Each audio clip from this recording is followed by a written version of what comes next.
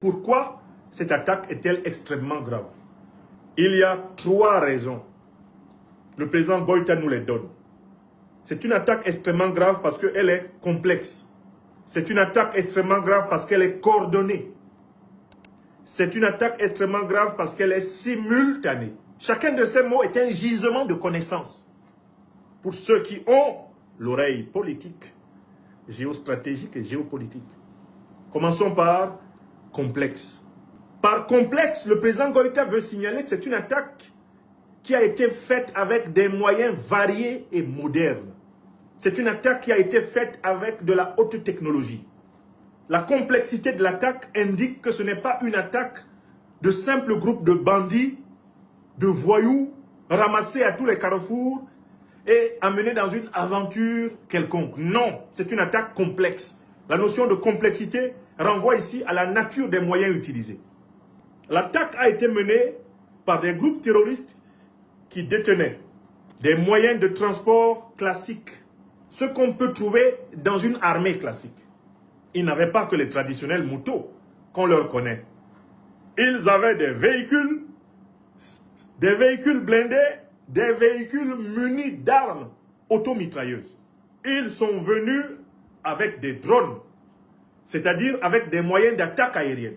Ils sont venus avec du renseignement aérien, un renseignement qui ne peut être obtenu que par des voies satellitaires, c'est-à-dire grâce à des puissances militaires possédant des satellites qui filment le sol malien, le sol africain. Est-ce que vous comprenez? Ils se sont présentés face à l'armée malienne avec les moyens d'une armée classique. Armes de poing, munitions de combat, moyens de locomotion, véhicules de combat, mitrailleuses lourdes, lance-roquettes, obus, drones d'attaque aérienne, missiles sophistiqués de type européen et américain, tels les missiles Stinger.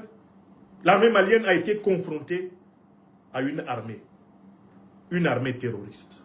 Quand le président Goïta parle de complexité, il veut expliquer clairement aux Maliens que c'est une attaque qui est une attaque de puissance concertée.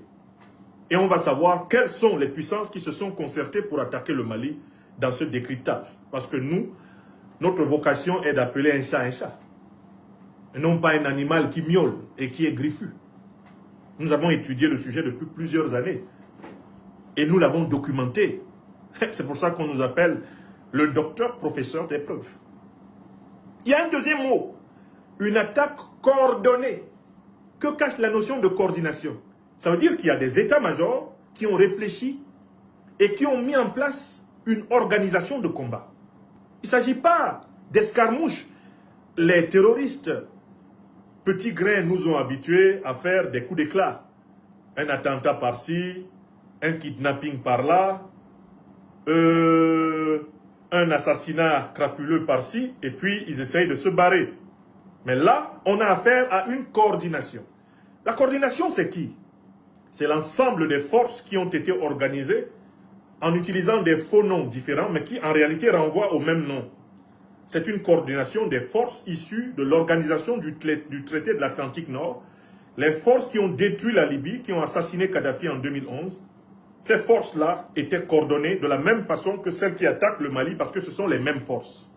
Au sommet de tout ceci, il y a l'OTAN.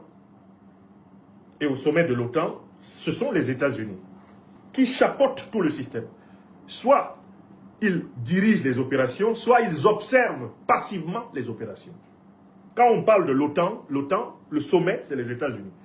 Les États-Unis ont 2 postures dans les opérations menées par leurs alliés. Première posture, une posture active. Ils se présentent eux-mêmes. Ils bombardent comme ils ont fait en 2011, comme ils ont fait au Nigeria, comme ils ont fait en 2011 en Libye, comme ils font actuellement en Iran, comme ils ont fait au Venezuela. La deuxième posture, quand les alliés des États-Unis, c'est-à-dire les membres de l'OTAN attaquent, les États-Unis sont au courant de tout. Ils supervisent tout.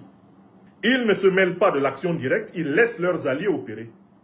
Et l'allié américain qui a opéré en avant-garde, c'est la France. Le deuxième pays proxy, quant à lui, de l'OTAN qui a opéré en avant-garde, c'est l'Ukraine.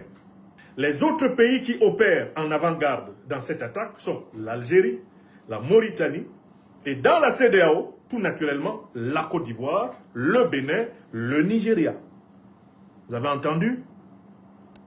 Il n'y a aucun risque de se tromper dans la liste que je viens de vous donner.